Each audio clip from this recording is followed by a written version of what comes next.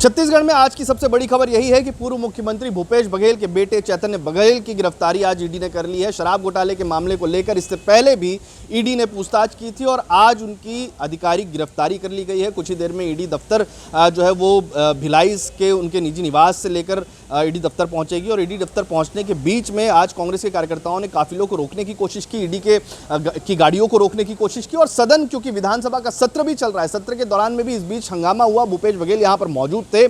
उनके बेटे की गिरफ्तारी की सूचना जैसे ही उनको मिली, सदन के तमाम जो विपक्ष के नेता हैं, चरणदास महंत नेता प्रतिपक्ष के साथ में तमाम जो विधायक हैं, उन्होंने सदन का बहिष्कार कर दिया है। नेता प्रतिपक्ष ने यह कहा कि ईडी की जो कार्रवाई हो रही है वो दबाव में हो रही है, क्योंकि लगातार विपक्ष सवाल खड़े कर रहा है, चाहे वो पेड़ों की कटाई का मामला हो, अदानी का मामला हो या अन्य मामले हो, और इसी को ही लेकर जो ईडी की कार्रवाई है शायद आज इसलिए किया गया है। नेता प्रतिपक्ष का यह बयान, जाहिर सी बात है कि छत्तीसगढ़ की जो राजनीति है उसमें कहीं ना कहीं एक बड़ा आरोप उन्होंने सरकार पर यहाँ पर लगाया है, ईडी पर उन्होंने लगाया है। लेकिन लगातार इस राजनीति को लेकर अब ये विधायकों ने तय किया है कांग्रेस के कि वो विधानसभा सत्र की कार्रवाई का बहिष्कार करके ईडी के दफ्तर जाएंगे, जहां पर उनके बेटे भूपेश बघेल जो पूर्व सीएम है, उनके बेटे चैतन्य बघेल को आज ईडी पकड़कर ले जा रही है।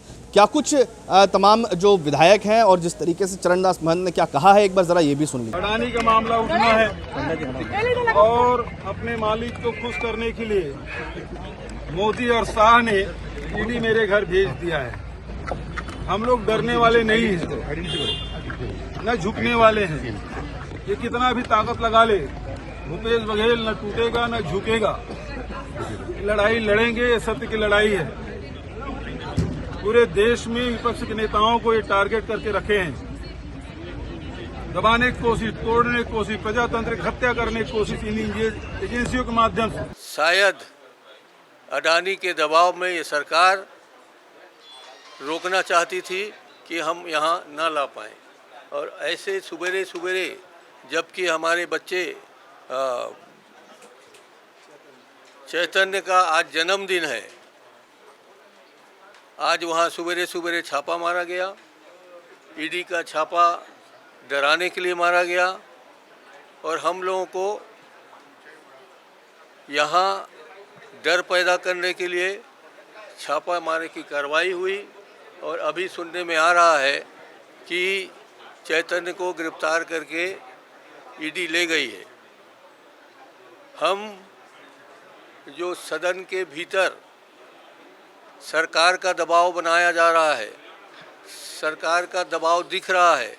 जाहिर है कि अब इस बात को लेकर राजनीति बड़े पैमाने पर हो रही है। छत्तीसगढ़ में न केवल ईडी की कार्रवाई शराब घोटाले को लेकर चल रही है, बल्कि महादेव सट्टा ऐप के साथ में किसानों की जो धान खरीदी का मामला, उसके अलावा कई अन्य ऐसे मामले हैं जिनको लेकर ईडी सीबीआई की जांचें यहाँ पर चल रही है। इसके अलावा जो स्थानीय एजेंसियां हैं उनकी भी जांच यहाँ पर चल रही है। लेकिन शराब घोटाले के मामले पर अब तक की सबसे बड़ी कार्रवाई इसी को ही मानी जा रही है, क्योंकि पूर्व सीएम के बेटे का सीधा नाम इस पर आना और उनकी गिरफ्तारी हो जाना, कहीं ना कहीं पूर्व सरकार में सीएम रहते हुए भूपेश बघेल पर भी अब सवाल खड़े हो रहे हैं कि घोटाले में कहीं ना कहीं उनका भी हाथ था, और इसी वजह से ही आज उनके बेटे की जो गिरफ्तारी हुई है। हालांकि ये तमाम जो बातें हैं वो आने वाले दिनों में ये तय हो पाएंगी, चार्जशीट जब ईडी पेश करेगी।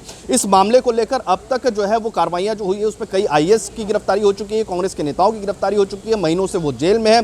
इसके अलावा कुछ जो है वो पूर्व जो आबकारी मंत्री हैं कवासी लखमा, उनकी भी गिरफ्तारी हो चुकी है। और अब ये कहा जा रहा है कि और भी कई ऐसे नाम हैं जिन नेताओं के साथ में कुछ अधिकारी ऐसे हैं जिनकी गिरफ्तारियां हो सकती हैं। देखना दिलचस्प होगा कि अब इस मामले में और कौन सा नया मोड़ आता है, और जब कांग्रेस वहां पर के विधायक और तमाम जो नेता है वो जब पहुंचते हैं तो उसके बाद किस तरीके से एक्शन लेते हुए नजर आएंगे। छत्तीसगढ़ से TV9 के लिए अमित मिश्रा।